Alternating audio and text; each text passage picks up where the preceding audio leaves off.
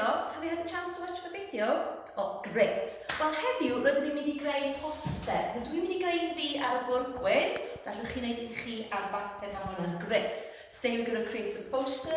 I'm going to do mine on the whiteboard, but you could do it on a piece of paper, that's great. So, pethau gofio, things to remember.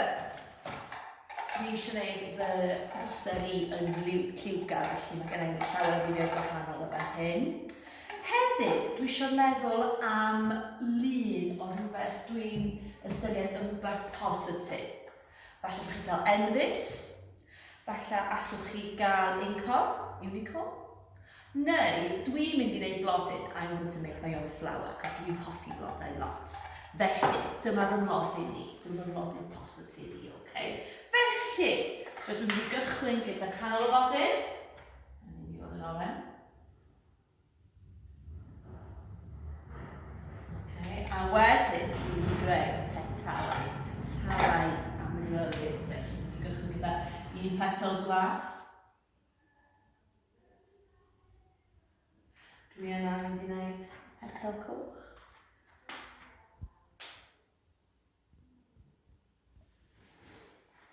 Dwi'n mynd i wneud petal glas arall.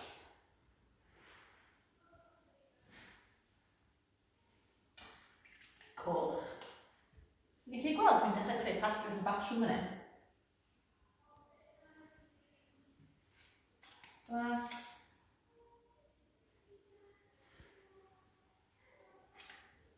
Coch.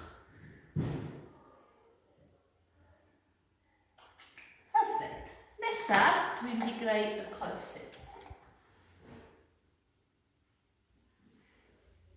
A dail.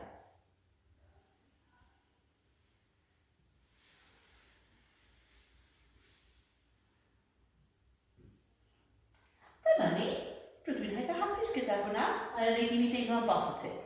Dwi'n mynd i ychwanegu chydig bach o eiriau hapus i fy hun.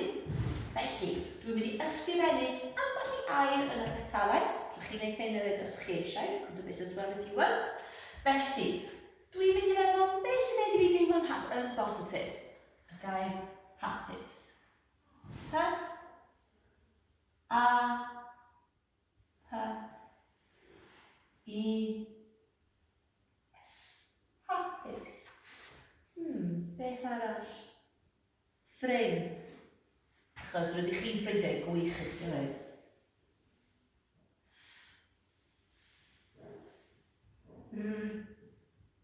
I. Da. A rydw i hefyd yn gwybod bod chi'n blant caredig. I also know that you're very kind children. So rydw i'n mynd i sgwennu'r gair caredig. C. A. R. E. D. I. G. Wedi gorffen? Dwi'n meddwl dwi'n mynd i roed llun o wyneb positif yn y canol fan hyn. A dyma ni.